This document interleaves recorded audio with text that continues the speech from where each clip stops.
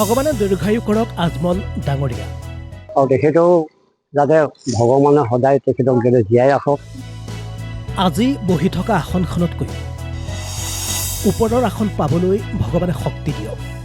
আৰু এতিয়া যিটো লেভেলত তেওঁ যিখন আসনত বহি আছে তাতকৈ ওপৰলৈ যাবলৈ যেন ভগৱানে শক্তি দিয়ক। দিব পৰা ব্যক্তি বহুত আছে, কিন্তু নিদিয়ে। তেখেতে দিব পাৰিছে, আমি ভাল পাইছোঁ, আমি সুখী হৈছোঁ।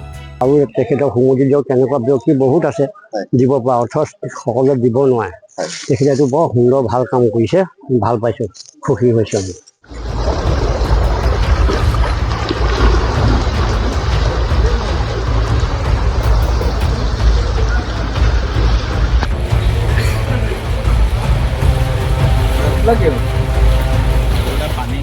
দশকটোৰ সৰ্ববৃহৎ বানত সকলো হেৰুৱাই দৃঢ়হাৰা হৈছে উজনিবাসী।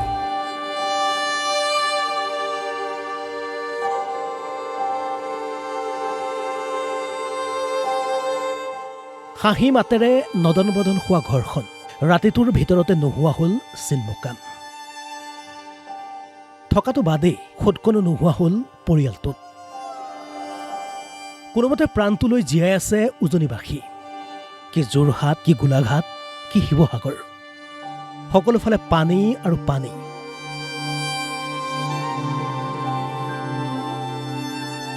যেনিয়ে চাই তেনিয়ে কেৱল বুকু ভাঙি যোৱা দৃশ্য।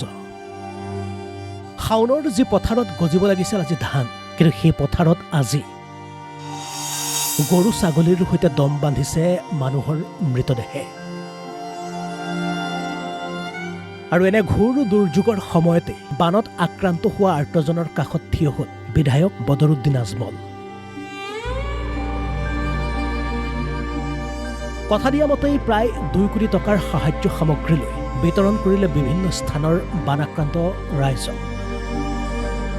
ইফালে সাহায্য লাভ কৰাৰ পাছতে বদৰুদ্দিন আজমলৰ সম্পৰ্কত উজনিবাসী আগবঢ়ালে এনে মন্তব্য। ডাঙৰীয়া তেখেতৰ প্ৰভুক আমি ধন্যবাদ জনাইছোঁ, শিৱসাগৰৰ সকলো ৰাইজে। তেখেতৰ ইমান বিপদত আহি পিনি যে আমাক আহি পানি বাঢ়ি বান শান্ত লোকক আহি পানি সহায় সহযোগ কৰি পিনি দিছেহি। আৰু তেখেতেও যাতে ভগৱানে সদায় তেখেতক যাতে জীয়াই ৰাখক। আৰু তেখেতক সুমতি দিয়ক তেনেকুৱা ব্যক্তি বহুত আছে দিব পৰা, অথচ সকলোৱে দিব নোৱাৰে। তেখেতেতো বৰ সুন্দৰ ভাল কাম কৰিছে, ভাল পাইছোঁ, সুখী হৈছোঁ আমি। বিশেষ কিনো ক'ম, তেখেতৰ মানৱীয়তাৰ কাৰণে ভাল লাগিলে। দুৰ্গতসকলৰ কাৰণে যে সুদূৰ হেৰিয়াৰ পৰা আহি পেলাই তেওঁ আমাৰ ইয়াত দুৰ্গত ৰাইজসকলক উচিত মূল্যৰ মানে যিখিনি ৰেচন দিব লাগে দিলে। তেখেতৰ মানৱীয়তা গুণখিনিৰ কাৰণে ভাল লাগিলে। আৰু ভৱিষ্যতেও তেখেতে দিবলৈ যেন ভগৱানে তেখেতক শক্তি দিয়ক। আৰু এতিয়া যিটো লেভেলত তেওঁ যিখন আসনত বহি আছে তাতকৈ ওপৰলৈ যাবলৈ যেন ভগৱানে শক্তি দিয়ক। তেখেতক আমি অশেষ ধন্যবাদ জনাইছোঁ। বানপীড়িত ৰাইজক সাহায্য দিছে তেখেতে, বহুত বহুত ধন্যবাদ তেখেতক। আৰু ভৱিষ্যত উজ্জ্বল কামনা কৰিছোঁ আমি। এইদৰে যাতে ৰাইজক সহায় সাহায্য দি তেখেতে কৃতাৰ্থ কৰিছে, বহুত ধন্যবাদ। তাৰ বাবেও ধন্যবাদ দিছোঁ তেখেতক। ধৰ্মীয় অনুষ্ঠান তাৰ কাৰণে যে ইমানখিনি তেখেতে সাহায্য আগবঢ়াইছে, তাৰ বাবে আমি অশেষ কৃতজ্ঞ। আমাক বিপদত যিখিনি সহায় কৰিলে ৰাইজক, তেনেকে চব জেগাতে নাজিয়াত কৰিছে আজি, কাইলৈ গৈ যোৰহাটত কৰিব। আৰু বাকী জেগাতো যেনেকে বানপানী হৈ আছে সেই জেগাতো গৈ তেওঁ যাতে সহায় কৰেগৈ ৰাইজক। আৰু আমাৰ নামঘৰৰ কাৰণে মানে যিখিনি ক্ষতি হৈছে তেওঁ যদি সহায় কৰে ভাল কথা।